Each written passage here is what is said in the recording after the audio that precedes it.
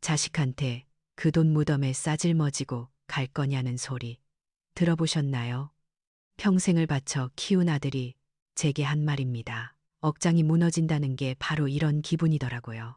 하지만 그 치욕스러운 순간이 제 인생을 바꿨습니다. 며느리의 가짜 효도와 아들의 탐욕에 맞서 저는 호구 엄마를 그만두고 40억 건물주로서 당당하게 계약서를 들이밀었거든요. 과연 제가 그 폐륜 아들을 어떻게 참교육했을까요? 눈물나게 억울했지만 결국엔 세상 가장 통쾌해진 제 인생 이막 이야기. 궁금하시다면 지금 바로 구독하고 함께 들어보세요. 당신의 속도 뻥 뚫어드릴게요. 아직도 비가 오는 날이면 코끝에서 희미하게 신어 냄새가 나는 것만 같아요. 제 손을 보면 이제는 쭈글쭈글해진 주름과 검버섯뿐이지만 눈을 감으면 30년 전 그날의 기름때 묻은 제 손이 선명하게 떠오르거든요. 그때 저는 68의 노인 이수진이 아니라 그저 민호 엄마이거나 인쇄소 김씨의 아내로 불리던 젊은 여자였죠. 파주 출판단지 귀퉁이에 있던 햇빛도 잘 들지 않던 그 작은 인쇄소를 기억해요. 쉴 새 없이 돌아가는 기계 소리가 귓가를 때리고 독한 잉크 냄새와 종이 먼지가 폐부 깊숙이 박히던 곳이었어요.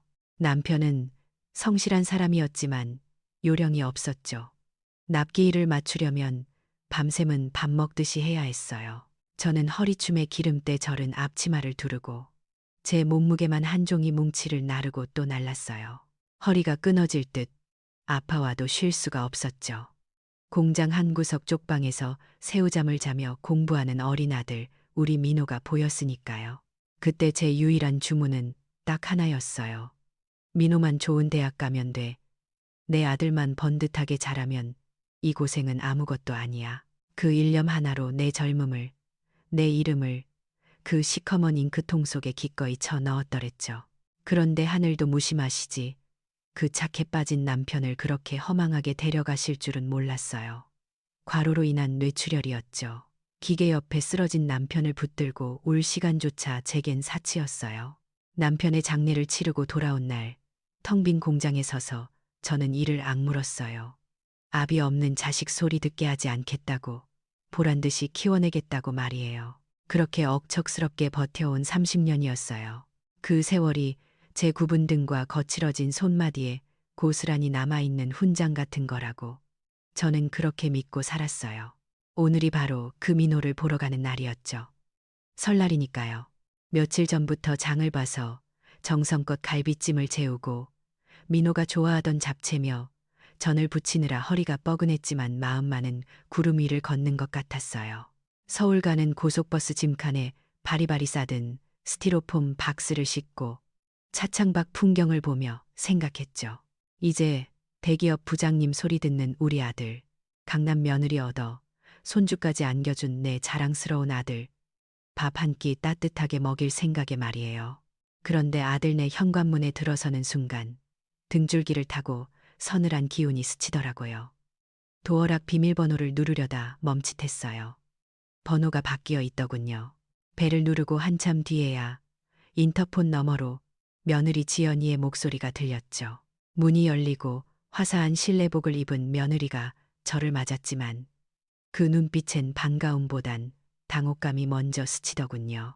무겁게 들고 간 음식 보따리를 식탁 위에 풀어놓으며 저는 짐짓 밝게 웃었어요. 민호가 좋아하는 갈비라고 이거 하느라 핏물 빼는 데만 반나절이 걸렸다고 자랑스레 말했죠. 하지만 며느리의 반응은 제 예상과는 딴판이었어요. 지연이는 미간을 살짝 찌푸리며 곤란하다는 듯 한숨을 내쉬더군요. 어머니, 요즘 누가 이렇게 짜고 기름진 걸 먹냐면서요. 자기들은 유기농 샐러드 위주로 식단 관리 중이라 냉장고에 이걸 넣을 자리도 없다고요. 민망함에 얼굴이 화끈거렸지만 그래도 아들 입에 들어가는 건 다를 거라 믿었어요. 거실 소파에 비스듬히 누워 노트북만 들여다보고 있는 민호를 불렀죠. 하지만 제 아들은 고개 한번 제대로 돌리지 않고 건성으로 대답만 하더라고요. 왔어 엄마. 그 짧은 한마디가 전부였어요. 30년 전 쪽방에서 공부하던 그 아이의 맑은 눈빛은 온데간데 없고 그저 피곤에 찌든 중년 남자의 무심한 등짝만 보일 뿐이었죠. 그래도 오랜만에 가족이 다 모인 식사 자리니 분위기를 좀 바꿔보려 했어요. 손주 녀석 숟가락에 생선살도 발라주고 옛날 이야기도 꺼내보려 했죠. 그런데 밥상머리 공기가 어찌나 무거운지 씹는 밥알이 모래알처럼 서걱거리는 기분이었어요. 며느리는 밥알을 새듯이 깨작거리고 아들은 핸드폰만 보고 있고 그때였어요. 며느리가 물컵을 내려놓으며 툭 하고 던진 말이 비수처럼 날아와 꽂힌 건요. 어머니, 차 막히기 전에 가셔야죠. 이번엔 언제 내려가세요? 순간 젓가락질을 하던 제 손이 허공에서 멈췄어요. 도착한 지 고작 3시간. 밥 한 술 뜨기도 전이었는데 말이죠. 마치 제가 빨리 가주길 바라는 불청객이라도 된 것 같아서 목구멍으로 넘어가던 국이 큰 막히는 것 같더라고요. 민호 눈치를 살폈지만 아들은 못 들은 척 국만 떠먹고 있었죠. 아, 내가 여기 있을 자리가 아니구나. 그제야 뼈저리게 깨달았어요. 내가 싸온 저 음식들처럼 나도 이 집 냉장고엔 들어갈 자리가 없는 존재라는 걸요. 식사가 끝나자마자 저는 도망치듯 싱크대 앞으로 갔어요. 설거지라도 해야 마음이 편할 것 같았거든요. 고무장갑을 끼고 그릇을 닦는데 등 뒤 거실에서는 하하호호 웃음소리가 들려오더군요. 과일을 깎아 먹으며 자기들끼리 나누는 대화, TV 예능 프로그램 소리, 손주의 웃음소리. 그 소란스러운 행복 속에 제 자리는 없었어요. 물소리에 섞여 들려오는 그 웃음소리가 어찌나 멀게 느껴지던지 마치 저만 투명막에 갇혀 다른 세상에 있는 것 같았죠. 설거지를 마치고 과일을 예쁘게 깎아 거실로 가져갔어요. 대화에라도 좀 껴볼까 싶어서요. 그런데 제가 다가가자 거짓말처럼 대화가 뚝 끊기더군요. 마치 약속이라도 한 듯이 정적이 흐르는데 그 침묵이 제 숨통을 조여왔어요. 손주 녀석 이름을 부르며 옆에 앉으려니까 아이는 낯설다는 듯 엄마 뒤로 쏙 숨어버리더라고요. 며느리는 아이 등을 토닥이며 피곤해 보인다고 들어가 자라고 하더군요. 그때 민호가 소파에서 일어나며 결정타를 날렸어요. 엄마, 우린 내일 처가에도 가야 해서 좀 일찍 쉴게요. 피곤하네. 그 말은 곧 이제 그만 나가달라는 축객령이나 다름없었죠. 자고 가라는 말 한마디 없는 아들, 시선조차 마주치지 않는 며느리. 그 좁은 아파트 어디에도 제가 등을 붙일 곳은 없었어요. 결국 저는 쫓기듯 짐을 챙겨야 했습니다. 현관을 나서는 길, 엘리베이터 앞까지 배웅 나오는 사람은 아무도 없었어요. 신발을 신는데 민호가 주머니에서 주섬주섬 지갑을 꺼내더니 5만 원권 한 장을 제 손에 쥐어주더군요. 택시 타고 가시라고요. 그 돈을 건네는 손길이, 그 눈빛이 어찌나 귀찮음으로 가득 차 있던지 마치 거지에게 적선하듯 혹은 귀찮은 손님을 빨리 내보내려는 수고비처럼 느껴져서 손끝이 파르르 떨렸어요. 고맙다. 너도 들어가 쉬어라. 그 말이 제 입에서 어떻게 나왔는지도 모르겠어요. 도망치듯 엘리베이터를 타고 내려와 터미널로 향하는 택시 안에서 저는 그제야 참았던 숨을 토해냈어요. 손에 쥐어진 빳빳한 5만 원짜리 지폐 한 장. 내 30년 세월의 값이 고작 이건가 싶어 헛웃음이 나더군요. 돌아오는 고속버스 안, 차창 밖은 칠흑 같은 어둠뿐이었어요. 유리창에 비친 제 얼굴을 가만히 들여다보았죠. 푸석한 머리카락, 깊게 패인 주름, 그리고 초점 잃은 눈동자. 그 속에 젊은 날의 이수지는 없었어요. 잉크 냄새 맡으며 악착같이 살았던 그 여자도, 아들 하나만 보고 살았던 그 억척 어미도 없었죠. 그저 갈 곳 잃은 늙은이 하나가 멍하니 저를 쳐다보고 있을 뿐이었어요. 뼛속까지 시리다는 게 이런 건가 봐요. 차라리 욕이라도 듣고 싸우기라도 했으면 덜 비참했을까요? 투명인간 취급을 당하며 철저하게 타인이 되어 밀려난 기분. 내 인생이 통째로 부정당한 것 같은 그 밤. 저는 버스 의자에 깊숙이 몸을 파묻고 눈을 감아버렸어요. 흐르지 못한 눈물이 가슴 안쪽으로 뚝뚝 떨어지는 소리를 들으면서요. 이게 내 인생의 전부라면 정말 너무 억울하지 않나요? 그렇게 쫓겨나듯 서울 아들 집을 나서서 텅 빈 제 집으로 돌아오니 현관문 도어락 소리가 유난히 처량하게 울리더라고요. 식탁 위에 덩그러니 놓인 5만 원짜리 지폐 한 장을 보는데 그게 꼭 제 인생의 영수증 같아서 한참을 멍하니 서 있었어요. 30년을 바쳐 키운 아들놈 효도가 딱 이만큼이구나 싶어서요. 그런데 사람 팔자라는 게 참 알다가도 모를 일이더군요. 인생이 바닥을 쳤다 싶었던 바로 그 순간 제 낡은 폴더폰이 요란하게 울리기 시작했거든요. 전화를 건 사람은 제 30년 지기 친구 미선이었어요. 다짜고짜 지금 당장 만나자며 숨이 넘어가게 저를 찾는데 목소리가 어찌나 떨리던지 무슨 큰일이라도 난 줄 알았죠. 동네 카페 구석자리에 마주 앉자마자 미선이는 제 손을 덥석 잡고는 옛날 이야기를 꺼내기 시작했어요. 기억하시나요? 제가 30년 전 남편 몰래 쌈짓돈을 털어 샀던 그 자투리 땅 말이에요. 그때 남편은 인쇄소 기계 하나 더 들여야 한다고 난리였지만 저는 무슨 배짱이었는지 미선이 손에 이끌려 강남 외곽, 그 당시엔 배나무 밭이고 논두렁이던 거친 땅을 덜컥 사버렸었죠. 2천만 원. 그때 돈으론 정말 큰 돈이었지만 지금 생각하면 강남 땅을 그 가격에 샀다니 말도 안 되는 이야기죠. 사실 남편이 죽고 나서 사는 게 너무 바빠 까맣게 잊고 지냈거든요. 등기권리증이 장롱 밑바닥 어디 처박혀 있는지도 모를 만큼요. 그런데 미선이가 침을 튀기며 하는 말이 그 일대가 대규모로 개발되면서 보상이며 뭐며 난리가 났다는 거예요. 저는 처음에 믿기지가 않아서 멍하니 미선이 얼굴만 쳐다봤어요. 그런데 미선이가 계산기 두드리는 심혈을 하며 조용히 속삭이더군요. 수진아, 놀라지 말고 들어. 그 땅, 지금 시세로 40억이란다. 40억. 순간 머릿속이 하얘지면서 현기증이 확 돌더라고요. 40억이라니 평생 잉크 냄새 맡으며 10원 한 장 아끼려고 시장 바닥에서 콩나물값 깎던 제가 감히 상상조차 해본 적 없는 액수였으니까요. 200배가 올랐다는 그 말에 손이 덜덜 떨려서 마시던 믹스 커피를 쏟을 뻔했다니까요. 이게 꿈인가 생시인가 볼을 꼬집어봐도 아프더라고요. 그 길로 부동산이며 구청이며 쫓아다니며 확인해보니 정말이었어요. 그 쓸모없어 보이던 땅덩어리가 황금알을 낳는 거위가 되어 저를 기다리고 있었던 거죠.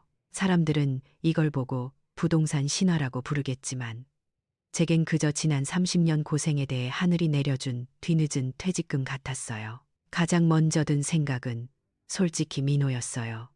당장 전화해서 아들, 엄마 부자 됐다. 소리치고 싶었죠. 그런데 핸드폰 통화 버튼 위에 손가락을 올린 순간 며칠 전 설날의 기억이 찬물처럼 끼얹어지더군요. 택시비 하라며 던져주던 5만 원, 언제 가냐며 눈치 주던 며느리의 차가운 눈빛, 제 밥그릇을 귀찮아하던 그 공기들. 그래서 저는 전화기를 덮었어요. 그리고 결심했죠. 이 돈은 민호의 성공을 위한 밑거름이 아니라 이수진이라는 한 인간의 남은 생을 위한 안전한 울타리가 되어야 한다고 말이에요. 저는 주저하지 않았어요. 땅을 처분하고 세금을 정리한 뒤 경기도 교통 좋은 곳에 번듯한 5층짜리 상가주택 하나를 매입했거든요. 1층엔 카페가 있고 2, 3층엔 사무실이 들어차 있고 꼭대기층엔 주인이 살 수 있는 널찍한 펜트하우스가 있는 그런 건물 말이에요. 잔금을 치르고 제 이름 석자가 박힌 건물. 등기부 등본을 받아든 날 옥상에 올라가서 한참을 울었어요. 이제 더 이상 자식 눈치 보며 용돈 구걸하지 않아도 된다는 안도감, 그리고 내 힘으로 내 집에서 떳떳하게 살 수 있다는 벅찬 감정 때문이었죠. 매달 꼬박꼬박 통장에 찍히는 월세 수입은 제게 단순한 돈이 아니었어요. 그건 자존감이었고 잃어버렸던 제 목소리였죠. 이제 누구도 저를 짐이라고 부를 수 없게 된 거예요. 그런데 참 무서운 게 돈 냄새는 기가 막히게 퍼지더라고요. 제가 입 닫고 조용히 하려고 해도 미선이 입을 타고 건너 친척들 귀에 들어갔고 결국 그 소식이 서울 아들네 집까지 닿는 데는 일주일도 채 걸리지 않았어요. 어느 날 오후 볕 좋은 5층 거실에서 화초에 물을 주고 있는데 전화가 울렸어요. 액정에 뜬 이름은 며느리. 1년 내내 제가 먼저 걸지 않으면 절대 울리지 않던 그 전화기가 울리고 있는 거예요. 심호흡을 한 번 하고 전화를 받았죠.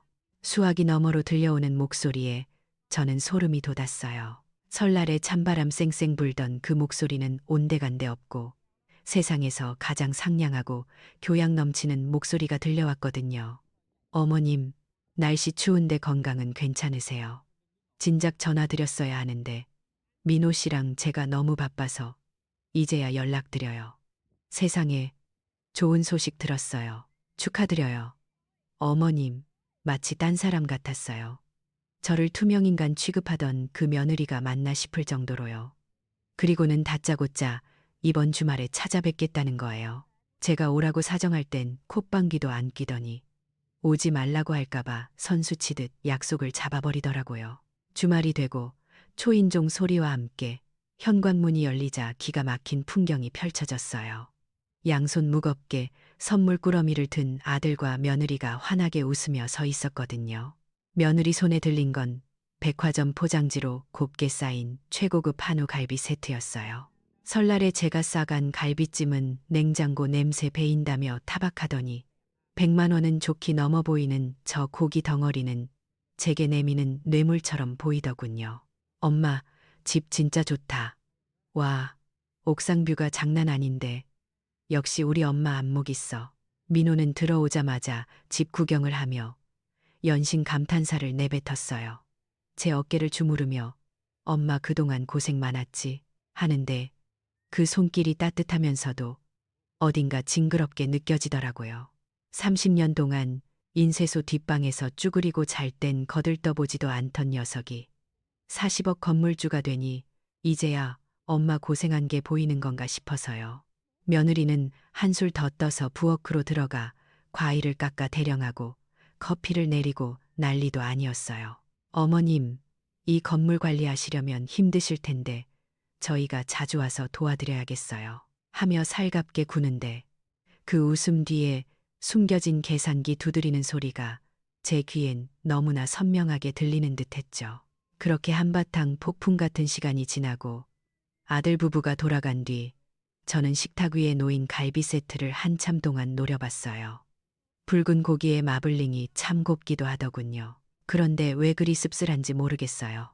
돈이 생기니 효도가 생기는구나 하는 자주 섞인 웃음이 나왔어요. 내 자식들이 나를 보러 온 게 아니라 내 건물을 보러 왔다는 걸 뻔히 알면서도 막상 손주 녀석이 할머니 집 좋다며 뛰어노는 걸 보니 마음 한구석이 허물어지는 제가 미웠어요.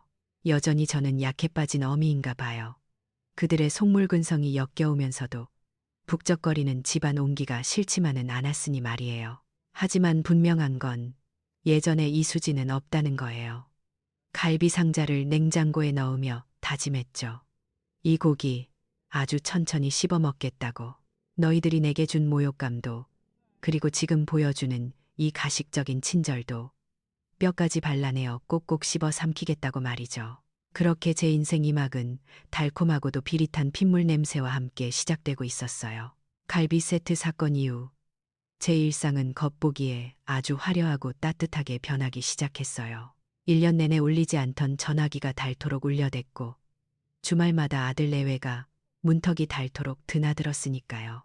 사람이 참 간사한 게 그 속내가 뻔히 들여다 보이는데도 막상 어머니 하며 살갑게 군이 얼어붙었던 마음이 자꾸만 녹아내리더라고요. 텅 빈 펜트하우스에서 혼자 TV 소리를 벗삼아 밥을 먹다가 며느리가 호들갑을 떨며 차려주는 밥상을 받으면 그래, 이게 사람 사는 거지 싶은 생각마저 들었거든요. 그게 바로 그들이 노린 덫인 줄도 모르고 말이에요. 어느 날 며느리 지연이가 제 손을 꼭 잡고 눈물을 글썽이며 말을 꺼냈어요. 서울 전세금이 너무 올라서 이사를 가야 하는데 대출 이자 갚느라 허리가 냈다고요. 그러면서 넌지시 제안을 하더라고요. 어머님, 이 넓은 건물 혼자 관리하기 힘드시잖아요. 청소며 세입자 관리며 보통 일이 아닌데 저희가 들어와서 살면 어떨까요? 저희가 4층에 살면서 관리도 다 해드리고 어머님 식사도 매끼 따뜻하게 챙겨드릴 수 있고요. 순간 가슴 한구석에서 경고등이 켜지는 것 같았어요. 불과 몇 달 전만 해도 냄새난다며 코를 막던 아이들이었으니까요. 하지만 가족이라는 이름으로 포장된 그 달콤한 제안을 뿌리치기가 쉽지 않더라고요. 민호까지 거들며 엄마, 우리가 모실게. 이제 엄마도 편하게 살아 하는데 그 말에 그만 무너지고 말았죠. 결국 저는 고개를 끄덕였고 그게 제 노년의 평화를 깨뜨리는 거대한 폭풍의 시작이 될 줄은 꿈에도 몰랐어요. 그들은 들어오자마자 4층을 완전히 뒤집어 놓기 시작했어요. 원래 4층은 원룸 4개가 있던 층이었는데 벽을 다 허물고 하나로 합쳐서 아주 으리으리한 주인 세대를 만들더라고요. 공사 소음이 며칠 내내 5층 제 집까지 쿵쿵 울려대는데 마치 제 심장을 짓누르는 소리 같았어요. 바닥엔 최고급 대리석을 깔고 조명이며 가구며 강남 모델하우스 뺨치게 꾸며놓더군요. 제 돈으로 산 건물에 자기들 왕국을 건설하는 꼴이었지만 저는 그저 좋은 게 좋은 거라고 자식들이랑 가까이 사니 좋지 않으냐고 스스로를 위로했어요. 처음 2달, 솔직히 말하면 정말 꿈만 같았어요. 사람들은 이걸 허니문 기간이라고 하던가요. 아침이면 며느리가 올라와서 전복죽을 끓여주고 주말엔 같이 마트에 가서 장을 봤어요. 카트를 밀며 며느리와 나란히 시식 코너를 돌 때면 지나가는 사람들이 어머, 며느님이랑 사이가 너무 좋으시네 하며 부러운 눈길을 보냈죠. 그 시선이 좋아서 저는 며느리가 카트에 담는 비싼 와인이며 수입 과일들을 군말 없이 제 카드로 긁어주곤 했어요. 저녁엔 4층에서 인터폰이 울려요. 어머님, 저녁 드시러 내려오세요. 그 말이 얼마나 듣기 좋던지. 엘리베이터를 타고 한 층만 내려가면 따뜻한 밥상이 있고 손주 녀석이 할머니라고 달려와 안기는 그 풍경. 평생을 외롭게 살아온 제게는 마약과도 같은 행복이었죠. 하지만 행복은 그리 오래가지 않더라고요. 아주 미세한 균열이 보이기 시작했거든요. 지연이가 끓여주는 죽은 여전히 따뜻했지만 그 아이의 눈빛은 점점 차가워지고 있었어요. 밥상머리에서 대화가 줄어들기 시작했고 제가 무슨 말이라도 걸라치면 어머님, 저 드라마 봐야 해서요. 하며 TV 볼륨을 높여버리기 일쑤였죠. 무엇보다 소름 끼치는 건 시선이었어요. 저를 보는 게 아니라 거실 탁자 위에 놓인 제 통장이나 등기권리증이 든 서랍장을 힐끔거리는 그 시선 말이에요. 마치 먹잇감을 앞에 둔 하이에나처럼 언제쯤 저 늙은이가 저걸 내놓을까 계산하는 눈빛. 그 눈빛을 마주할 때마다 등골이 서늘해졌지만 저는 애써 모른 척했어요. 이 평화를 깨고 싶지 않았으니까요. 그러던 어느 날 저녁, 결국 터질 게 터지고 말았어요. 식사를 마치고 과일을 먹는데 지연이가 대뜸 본색을 드러내더라고요. 어머님, 요즘 세금 문제 복잡해진 거 아시죠? 종부세니 뭐니 신고할 것도 많고 세입자들 월세 관리하는 것도 보통 일 아니잖아요. 어머님 연세도 있으신데 그런 골치 아픈 걸 일일이 어떻게 신경 쓰세요? 그러면서 아주 자연스럽게 손을 내밀더군요. 제가 예전에 회계 쪽 일했잖아요. 통장이랑 도장 저한테 맡기세요. 제가 아주 깔끔하게 관리해 드릴게요. 어머님은 그냥 편하게 용돈 받아 쓰시는 게 낫죠. 순간 정적이 흘렀어요. 아들 민호는 헛기침을 하며 딴청을 피우고 있었고요. 기가 막히더군요. 밥 챙겨준다는 핑계로 들어와서 이제는 내 지갑까지 통째로 삼키겠다는 신보가 뻔히 보였으니까요. 제가 늙었다고, 세상 물정 모른다고 저를 가스라이팅 하려는 그 태도가 너무나 괘씸했어요. 저는 먹던 사과 조각을 내려놓고 정색하며 말했죠. 얘야, 내 정신 아직 멀쩡하다. 구구단도 안 틀리고 외우고 숫자 계산도 너보다 빠르면 빨랐지 느리지 않아. 그리고 내 돈 관리는 내가 하는 게 제일 편하다. 너희한테 손 안 벌릴 테니 너희도 내 주머니 탐내지 마라. 제 단호한 거절에 지연이 표정이 순식간에 일그러지더라고요.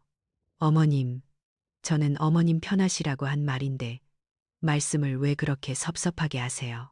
누가 탐낸다고 그러세요? 하며 쏘아붙이는데 그 목소리에 날이 시퍼렇게 서 있었어요. 상속은 먼 훗날 얘기다. 내가 눈 감기 전까진 이 건물 주인은 나야. 선 넘지 마라. 제가 못을 박자 분위기는 그야말로 찬물을 끼얹은 듯 싸늘해졌어요. 그날 이후로 4층에서 저녁 먹으러 오라는 연락은 뚝 끊겼죠. 엘리베이터에서 마주쳐도 인사조차 건성으로 하고 손주 녀석도 저를 보면 슬금슬금 피하기 시작했어요. 2개월짜리 가짜 효도 연극이 막을 내린 거죠. 그리고 충격적인 사건은 바로 어제 벌어졌어요. 매달 25일은 월세가 들어오는 날이에요. 201호, 202호, 301호. 입금 알림 문자가 띠링띠링 울려야 하는데 오후가 되도록 통장이 잠잠한 거예요. 한두 명도 아니고 세입자 전체가 월세를 밀린다는 게 말이 안 되잖아요. 이상하다 싶어서 평소 성실하던 201호 청년에게 전화를 걸었죠. 학생, 오늘 월세 날인데 입금이 안 됐네. 무슨 일 있어? 그런데 수화기 너머로 들려오는 대답에 저는 그만 다리에 힘이 풀려 주저앉고 말았어요.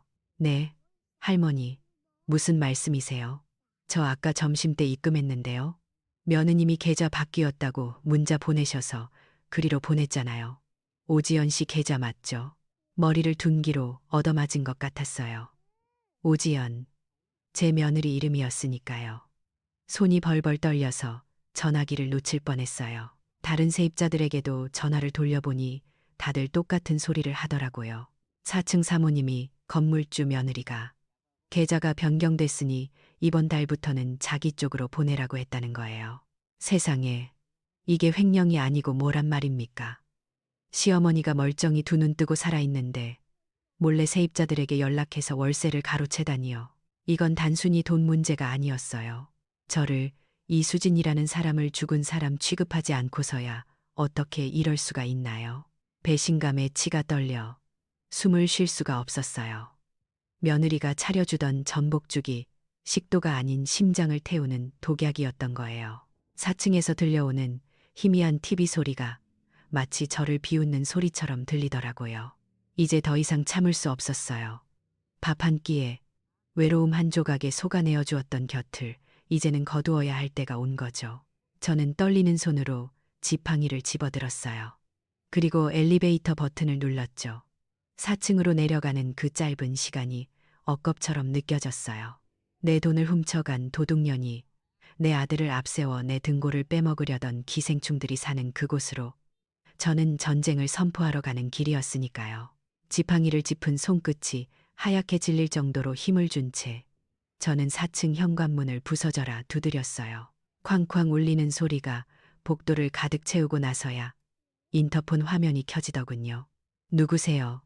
묻지도 않고 덜컥 문이 열리는데 그 틈으로 맛있는 음식 냄새가 확 풍겨 나오더라고요. 제 돈을 훔쳐 차린 그 호사스러운 저녁 밥상 냄새가 말이에요. 현관 앞에 선 며느리 지연이는 입가에 소스를 묻힌 채 아주 귀찮다는 표정으로 저를 내려다보더군요.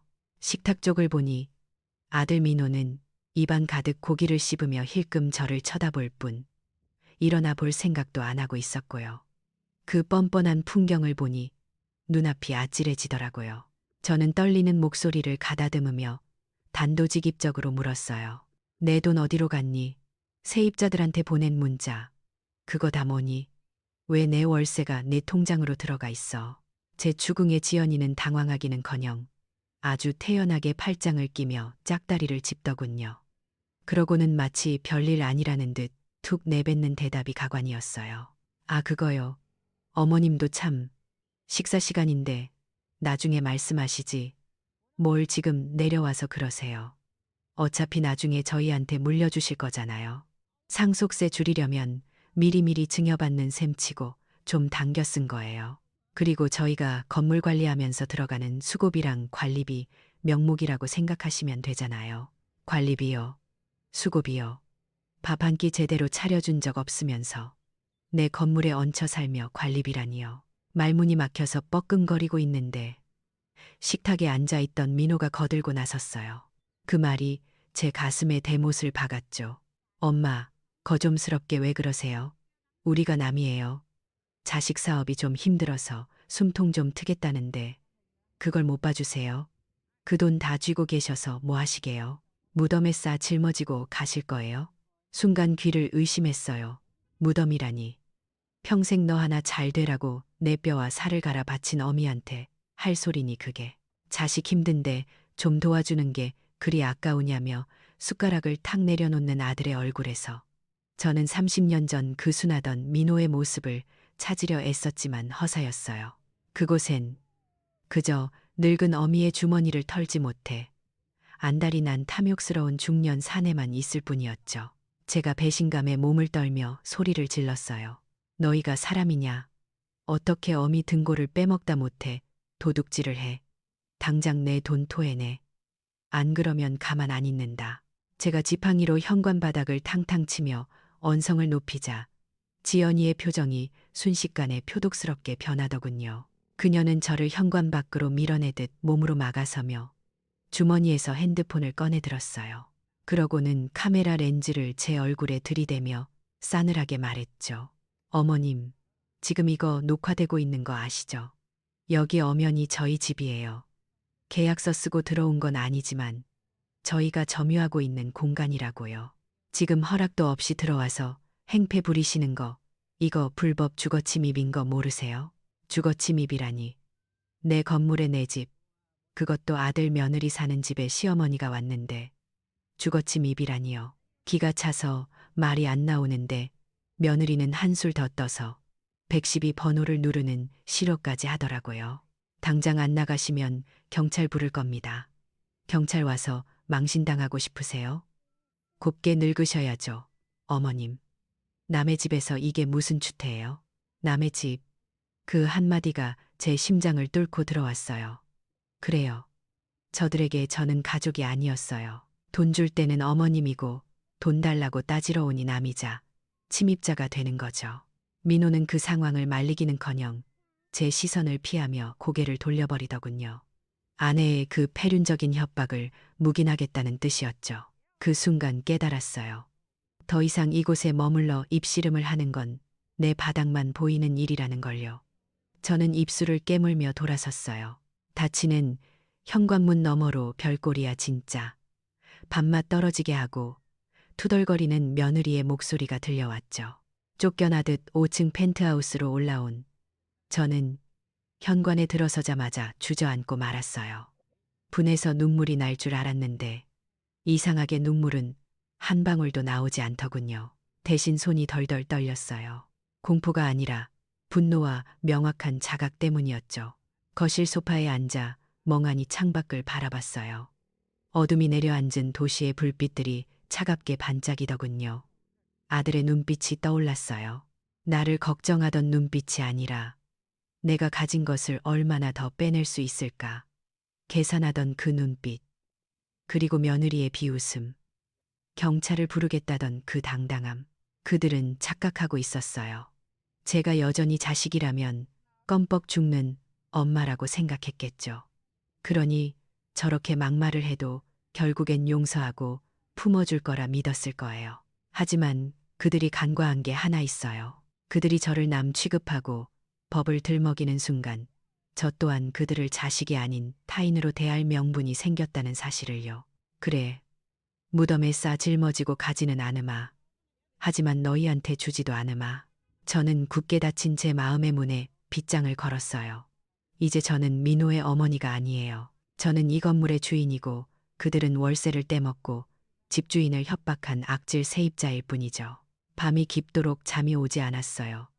하지만 울지 않았어요. 울 시간조차 아까웠으니까요. 대신 식탁에 앉아 메모지를 꺼내 들고 하나씩 적어 내려갔어요.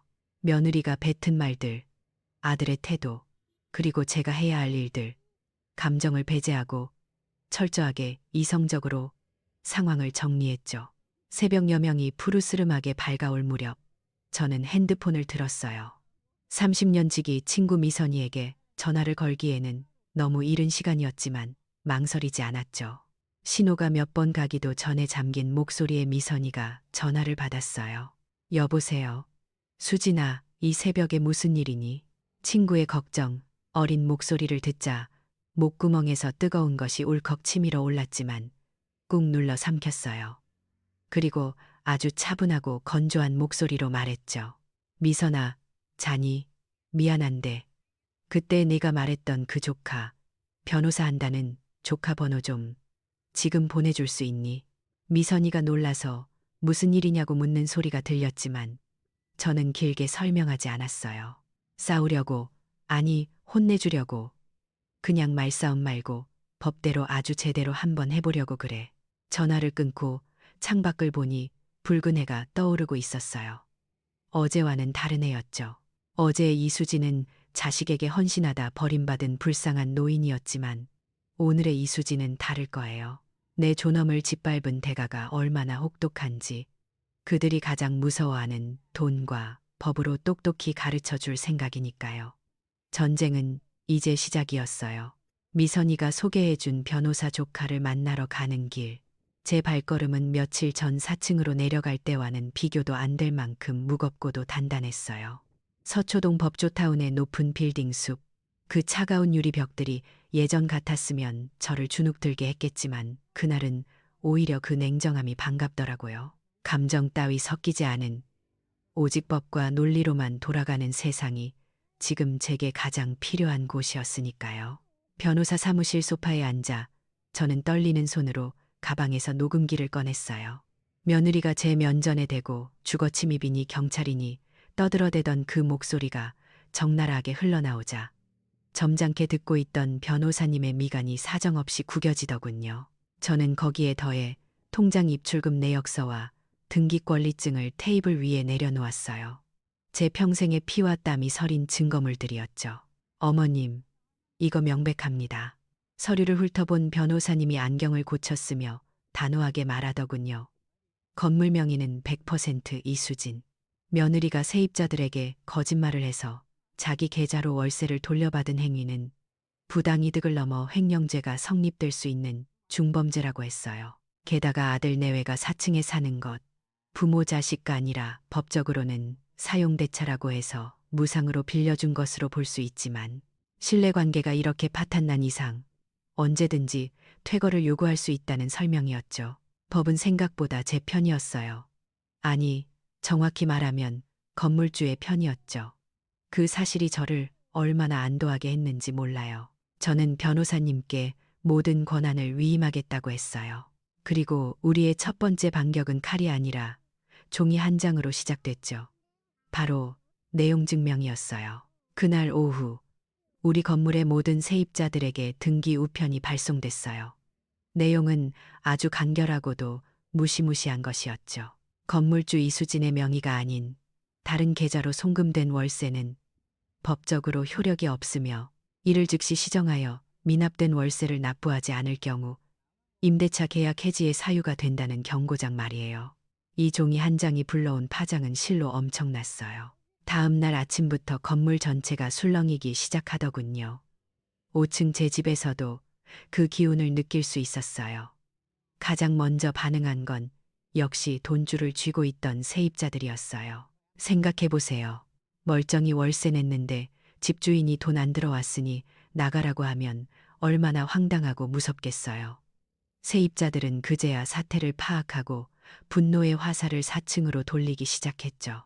저는 5층 테라스에 앉아 차를 마시며 아래층에서 들려오는 소란을 가만히 듣고 있었어요.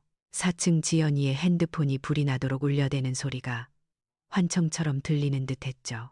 201호 총각도 301호 세댁도 다들 지연이에게 전화를 걸어 따졌을 거예요. 당신 뭐야? 사기꾼이야? 왜 남의 계좌로 돈을 받으려고 해? 하면서요. 오후가 되자 제 통장 알림이 요란하게 울리기 시작하더군요. 띠링, 띠링. 201호 월세 입금, 301호 월세 입금. 잃어버렸던 제 돈들이, 제 권리들이 제자리를 찾아 돌아오는 소리였죠. 반면 며느리 지연이의 통장은 꽁꽁 얼어붙었을 거예요. 매달 꼬박꼬박 들어오던 남의 돈으로 명품 사고, 외제차 굴리며 떵떵거렸을 텐데 그 돈줄이 하루아침에 뚝 끊겨버린 거죠. 수도꼭지를 잠그듯 저는 그들의 자금줄을 완전히 차단해버렸어요. 그제야 발등에 불이 떨어진 걸 알았는지 4층에서 인터폰이 울리더군요. 한 번, 두 번, 10번. 끊어질만 하면 다시 울리고 좀 있다가는 현관문을 쾅쾅 두드리는 소리까지 들렸어요. 어머니, 어머님, 저 지연이에요. 문 좀 열어보세요. 하는 다급한 목소리. 며칠 전 저를 문전박대하던 그 위세는 어디 가고 애원하는 목소리만 남았더군요. 하지만 저는 문을 열어주지 않았어요. 인터폰 전원을 아예 꺼버렸죠. 아직은 때가 아니었으니까요. 그렇게 꼬박 3일을 말려 죽였어요. 돈줄 끊기고 세입자들 항의에 시달리고 시어머니는 묵묵부답인 상황. 그들이 지옥을 맛보기에 충분한 시간이었죠. 그리고 4일째 되는 날, 저는 다시 한번 외출 준비를 했어요. 이번엔 지팡이 대신 핸드백을 들고 옷장 깊숙이 넣어뒀던 가장 점잖고 비싼 정장을 꺼내 입었죠. 거울 속에 비친 여자는 더 이상 밥 해주는 엄마도 구박받는 시어머니도 아니었어요. 냉철한 비즈니스 파트너, 아니, 갑잡의 위치에 선 건물주였죠. 현관을 나서니 변호사님이 저를 기다리고 계시더군요. 든든한 법률 대리인을 대동하고 저는 4층으로 내려갔어요. 이번에는 문을 쾅쾅 두드리지 않았어요. 아주 정중하게 초인종을 딱 한 번 눌렀죠. 딩동. 잠시 후 문이 열리고 민호와 지연이가 나타났어요.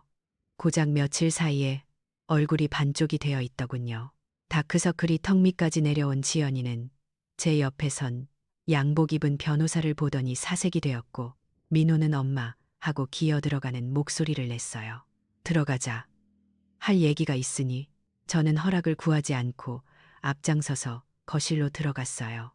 제 돈으로 깐 대리석 바닥이 반짝거렸지만 집안 공기는 무겁기 그지없었죠. 소파 상석에 자리를 잡고 앉아 저는 변호사님께 눈짓을 했어요. 변호사님이 가방에서 두툼한 서류 봉투를 꺼내 탁자 위에 올려놓았죠. 지연이는 그 봉투를 보자마자 덜덜 떨며 묻더군요. 어머님, 이게 뭐예요? 설마 소송? 뭐 그런 건 아니죠. 겁먹은 눈빛. 며칠 전 저를 주거 침입자로 몰던 그 도끼는 온데간데 없었어요.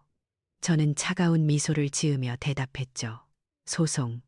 아니, 아직은 아니란다. 너희가 며칠 전에 그랬지. 여긴 엄연히 너희 집이고 나는 남이라고. 남의 집에 허락 없이 들어오면 불법이라고. 저는 서류 봉투에서 종이 한 장을 꺼내 그들 앞으로 밀어줬어요. 그래, 내 말이 맞다. 여긴 너희가 사는 공간이지. 하지만 이 건물의 주인은 나야. 남의 건물에 살려면 응당 대가를 치러야 하는 게 세상이치 아니겠니?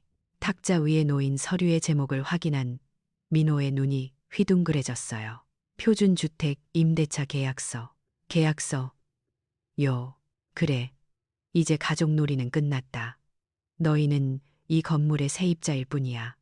그것도 아주 악질적인 세입자. 저는 계산기를 두드리는 신협을 하며 조목조목 짚어주었어요. 원래 4층엔 원룸이 4개였지. 그걸 너희 마음대로 터서 40평대 독채로 만들었더구나.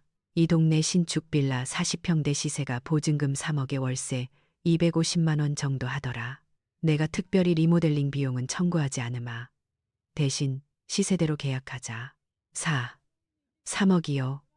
월세 250만 원이요. 지연이가 비명을 지르듯 되물었어요. 왜? 비싸니? 이 동네 시세가 그래. 너희가 3개월 동안 가로챈 월세에 비하면 싼 거 아니니? 그리고 관리비는 별도다. 너희가 쓴 전기세, 수도세, 이제 10원 한 장까지 다 너희가 내야 해. 민호가 울상이 되어 제 발밑에 매달릴 듯이 굴었어요. 엄마, 저희가 3억이 어디 있어요? 아시잖아요. 저 사업한다고 까먹은 거. 그리고 지연이도 카드값 막느라 정신없는데 가족끼리 너무하신 거 아니에요? 저는 민호의 말을 싹둑 잘랐어요. 가족? 누가 가족이니? 내 집에 들어온 나를 경찰에 신고하겠다던 사람들이 가족이니? 돈 줄 때는 어머니고 돈 내라니까 남이니? 너희가 선택해라. 나는 이제 무덤에 돈 싸질머지고 갈 욕심쟁이 노인네로 살기로 했으니까. 저는 변호사님을 통해 준비한 볼펜을 계약서 위에 툭 던졌어요. 조건은 간단하다. 지금 당장 이 계약서에 서명하고 일주일 내로 보증금 3억 입금해라. 만약 못하겠다면 저는 잠시 뜸을 들이며 그들의 공포에 질린 얼굴을 천천히 뜯어보았어요. 일주일 내로 방 빼라. 짐 다 싸서 나가. 만약 일주일 뒤에도 버티고 있다면 그땐 이 변호사님이 명도 소송 들어갈 거다. 그때는 밀린 월세의 소송 비용, 그리고 횡령에 대한 형사 고발까지 덤으로 가게 될 거야.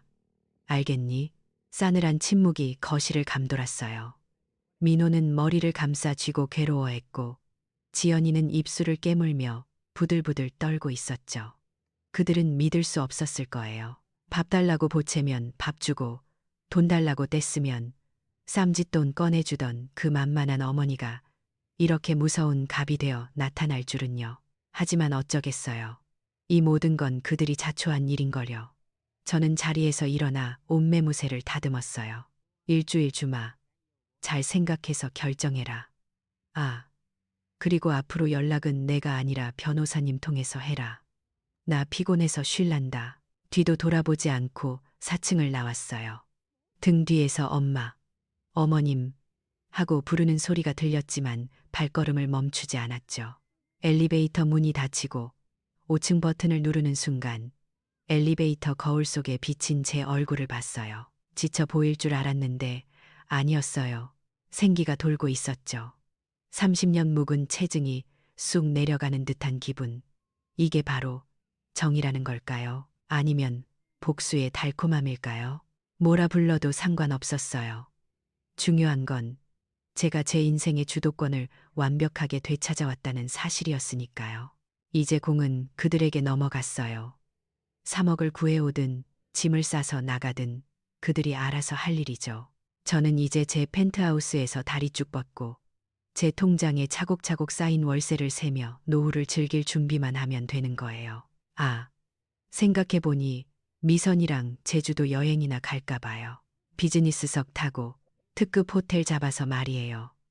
이제 저한테는 그럴 자격이 충분히 있으니까요. 약속했던 일주일이라는 시간이 어떻게 지나갔는지 모르겠어요. 초조함 때문이었을까요?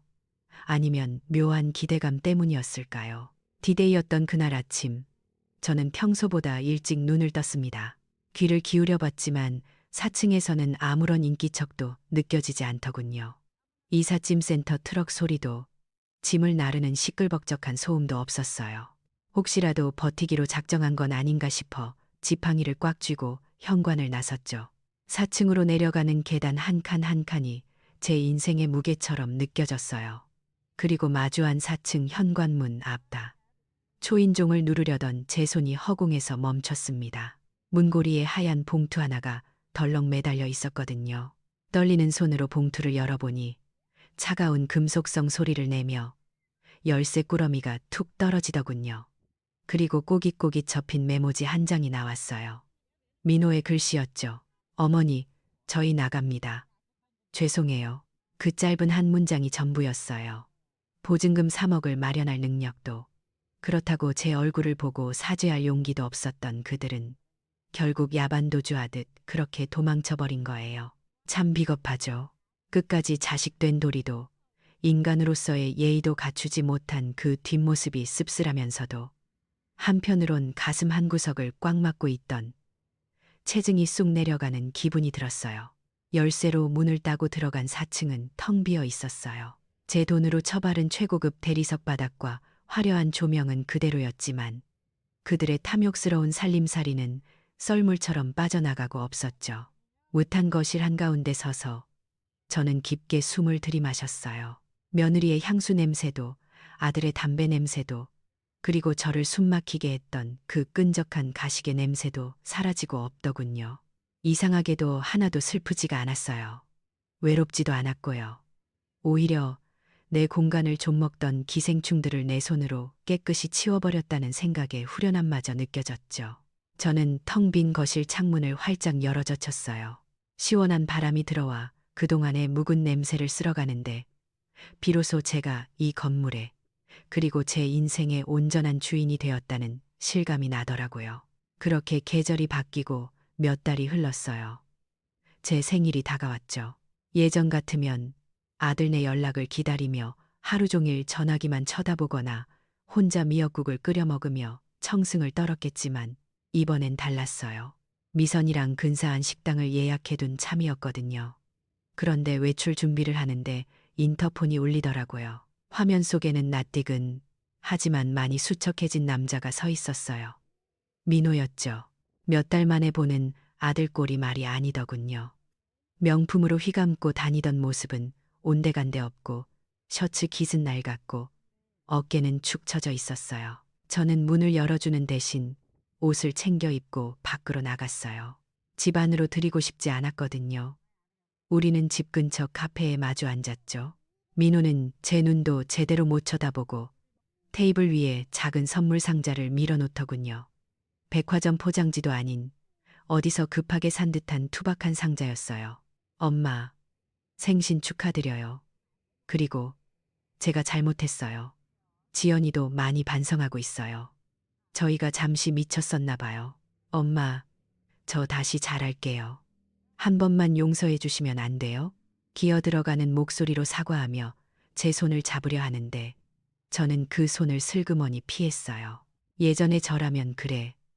내가 오죽 힘들었으면 그랬겠니 하며 그 손을 잡고 같이 울었을지도 몰라요. 내 새끼 밥은 먹고 다니냐며 당장 집에 데려가 따뜻한 밥을 지어 먹였겠죠. 하지만 저는 더 이상 그 호구 엄마가 아니잖아요. 저는 선물 상자를 다시 민호 쪽으로 밀어냈어요. 그리고 아주 차분하게 하지만 단호하게 말했죠. 민호야, 사람 마음이라는 게 참 묘해서 한 번 깨진 그릇은 아무리 좋은 접착제로 붙여도 그 금간 자국이 남더라. 나는 이제 그 금간 자국을 보며 불안해하며 살고 싶지 않다. 민호의 눈이 흔들렸어요. 엄마, 그래도 가족이잖아요. 가족이지. 하지만 나는 이제 무조건 용서하고 무조건 퍼주고 너희 뒤치다거리나 하는 내 엄마 역할은 사표냈다. 너희는 너희끼리 살아라. 나도 이제 내 인생 좀 살아야겠다. 저는 커피값은 내가 내마 하고 자리에서 일어났어요. 뒤통수에 대고 엄마 하고 부르는 소리가 들렸지만 이번에도 저는 돌아보지 않았어요. 카페 문을 나서는데 햇살이 어찌나 눈부시던지 눈물이 핑 돌 뻔했지만 꾹 참았어요. 그건 슬픔의 눈물이 아니라 질긴 탯줄을 제 손으로 끊어낸 어미의 마지막 해산의 고통 같은 거였으니까요. 집으로 돌아온 저는 거실 한편에 이제를 폈어요. 네, 저 그림 배우기 시작했거든요. 문화센터 유아반에 등록했는데 선생님이 소질이 있다고 칭찬이 자자해요. 30년 동안 맡았던 지긋지긋한 잉크 냄새, 그리고 며느리 눈치 보며 맡았던 음식 냄새 대신 이제 제 집에서는 향긋한 오일 냄새와 물감 냄새가 나요. 캔버스에 붓을 칠할 때마다 저는 느껴요. 누군가의 아내, 누군가의 엄마로 불리며 지워졌던 이수진이라는 이름이 색색깔의 물감으로 다시 칠해지는 기분을요. 붉은색으로 열정을, 파란색으로 자유를, 노란색으로 희망을 칠하며 저는 비로소 저 자신과 마주하고 있어요. 다음 달에는 미선이랑 제주도 여행을 가기로 했어요. 그것도 비즈니스석 타고 특급 호텔 오션뷰 룸으로 예약했죠. 아들네가 보내주는 효도 여행이냐고요? 천만에요. 내 돈 내고 내가 가는 진짜 여행이죠. 가서 올레길도 걷고 맛있는 회도 실컷 먹고 폼나게 선글라스 끼고 사진도 1000장쯤 찍어올 생각이에요. 오늘 저녁은 유난히 노을이 곱네요.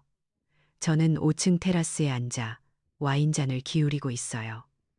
발 아래로 바쁘게 지나가는 사람들의 불빛이 보이네요. 예전에는 저 불빛 하나하나가 다 부러웠는데 지금은 하나도 부럽지 않아요.